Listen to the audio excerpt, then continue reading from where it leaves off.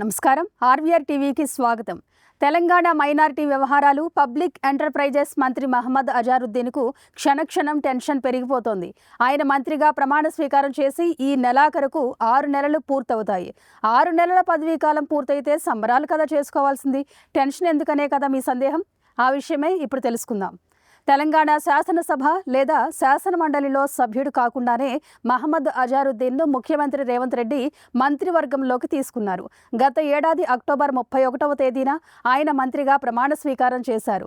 భారత రాజ్యాంగం article 164 subsection 4 ప్రకారం రాష్ట్రంలోని అసెంబ్లీ లేదా శాసన మండలిలో సభ్యుడు కాని వ్యక్తి మంత్రిగా ప్రమాణ స్వీకారం చేస్తే ఆ రోజు నుంచి 6 నెలల్లోగా ఏదో ఒక సభ సభ్యుడు కావాలి.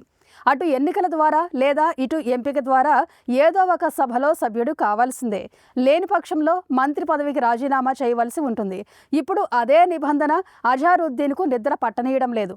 ప్రొఫెసర్ కోదండరాంతో పాటు అజారుద్దీన్ను శాసనమండలి సభ్యుడిగా గవర్నర్ కోటాలో ఎంపిక చేయాలని ముఖ్యమంత్రి సిఫారసు చేశారు.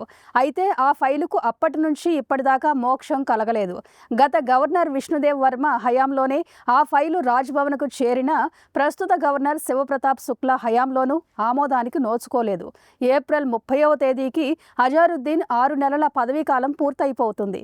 ఆలోగా గవర్నర్ ఆమోదంతో అజారుద్దీన్ శాసనమండలి సభ్యుడిగా ఎన్నిక కాకపోతే ఆయనకు పదవీ గండం తప్పదు. ప్రస్తుత తెలంగాణ కేబినెట్లో 16వ మంత్రిగా ప్రమాణ స్వీకారం చేసిన అజారుద్దీన్ ఎమ్మెల్సీగా ఎంపిక కాకపోతే పదవి పోగొట్టుకున్న మొదటి మంత్రి అయ్యే ప్రమాదం పొంచి ఉంది.